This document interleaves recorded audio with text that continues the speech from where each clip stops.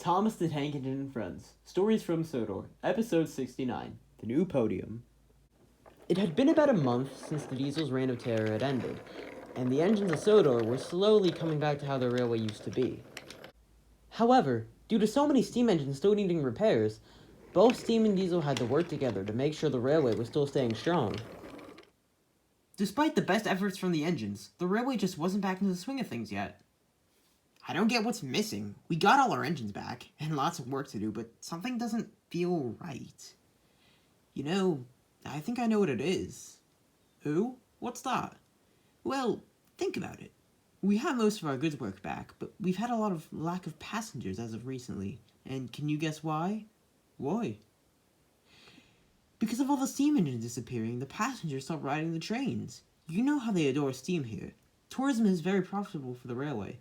And people like rail enthusiasts are good for publicity. Without them, no one knows we're a steam railway still. Exactly, Edward and James. Good evening, sir. Good evening, Duck. And don't worry, Edward. I have noticed this, and I do indeed have a plan, which will be revealed tomorrow night at Nafford. Duck, I'm going to need you as my podium. You know the drill. Actually, sir, may I please be relieved of that job? Don't take it the wrong way, but every time after you're done, I have to go to the works to get my dents and scratches fixed up. Do you think you could find another engine for the job? Oh, yes, of course, Doc. It shouldn't be an issue. Well, good night, all. And Sir Topham Hatt left, with a new engine on his mind. The next morning, Sir Topham Hatt was out and about, looking for another engine to be his podium. Sir Topham Hatt soon arrived at the clay pits, where Mavis and Fergus were working. Hello, you two. Keeping busy, I see? Yes, sir, Fergus said. You know what I say. Do it right. Sir Topham Hatt had a good look at Fergus. Say, Fergus. Yes, sir? May I stand on you for a second? I suppose so, sir. Why, may I ask? Well, you see, Duck is usually the engine I use as a podium whenever I have a very important announcement to make. But he simply doesn't want to do it anymore, and I'm not going to force him to. And it just so happens I have a very important meeting tomorrow night for all of you engines. Big news is going to be revealed, and I need someone to stand on. Why, sir? With height... well, you see, with height comes power. I simply must. Well, all right then. Be my guest. Stand on me. See how it feels. Thank you, Sir Topham Hatt said. How is it, sir? Fergus said, rather nervously. Well, Fergus, it's nothing against you. It's just... well, you're a bit too small. Duck was a perfect size to stand on. Everyone could see me, everyone would listen. I'm sorry, Fergus, I just don't think you're the right type of engine for this.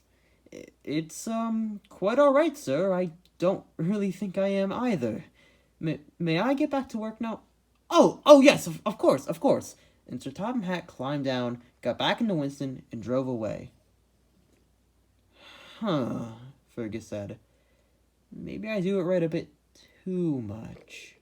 Sir Topham Hatt soon came to the cooling plant, where he found Murdoch. Ah, Murdoch, good afternoon. Good afternoon, sir. What may I help you with? This might sound like an odd question, but may I stand on you for a second or two? I don't see why not, Murdoch said, rather confused. Excellent, thank you.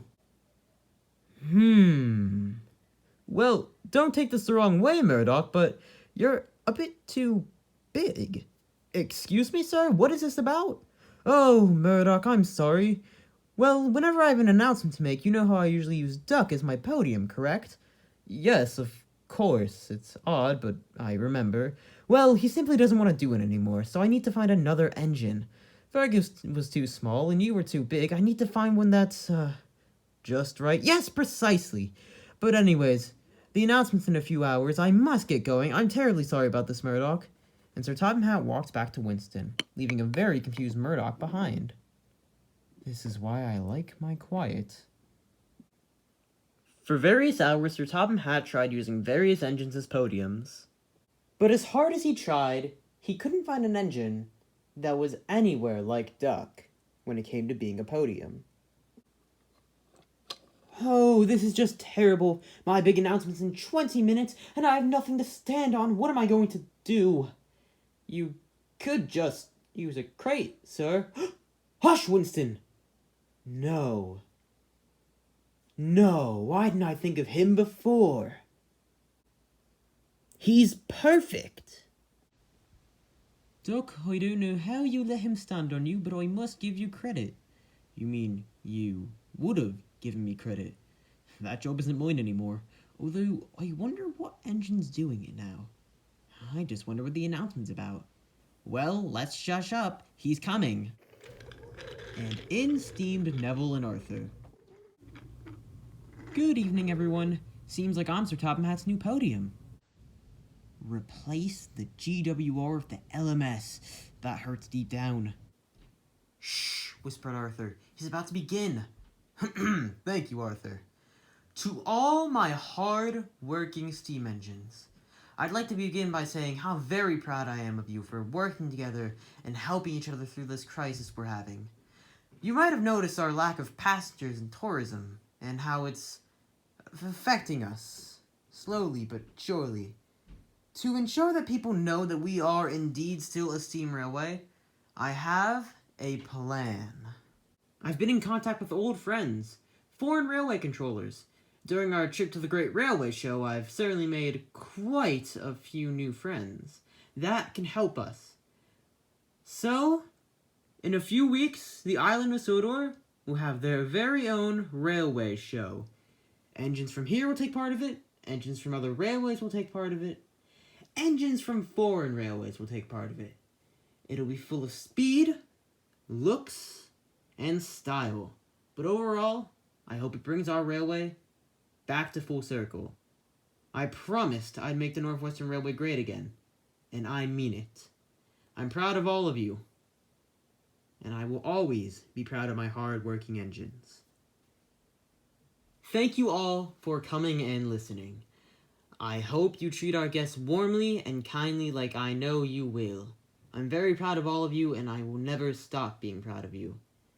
And to everyone that partakes in any event, if they choose, then may I just say, may the best engine win. Come along, Arthur. I need to go to Crovan's Gate. And Sir Topham Hatt got into Arthur's cab, and Arthur puffed away. The engine sat there and thought. At last it was Edward who broke the silence. Well, I think this should be good. I think we'll all have a fun time. Who knows? Maybe we'll see some old friends. It could be good for publicity. Oh, the pictures those splendid photographers will take of me? I have high hopes for this. It'll certainly be noisy, Murdoch muttered.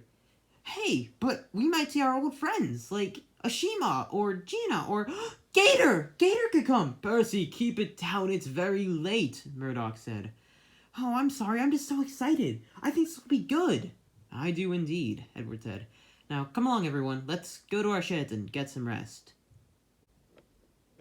One by one, the engines slowly puffed back to their sheds, with much on their minds. But overall, excitement was going to be happening on Sodor in the next couple days. Oh, thank you for the inspection, Victor. I feel much better.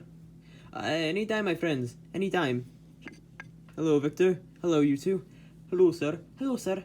May I, have a word with Victor, alone? Of course. Let's go, Renes. Right away, Scarlowy. Buenas noches, sir. Good evening, Victor.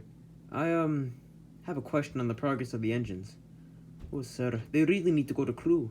There's just not enough room in the steamworks, or parts. I see. I'll think about it. But my main question is, how's Andrew? Sir, if I'm being honest, our works does not have the parts to fix them. He needs to go to a better works, and crew is the option. Please contact them. Get in touch. We need to send a lot of these engines here. I'll see what I can do. Good night, Victor. Good night, sir.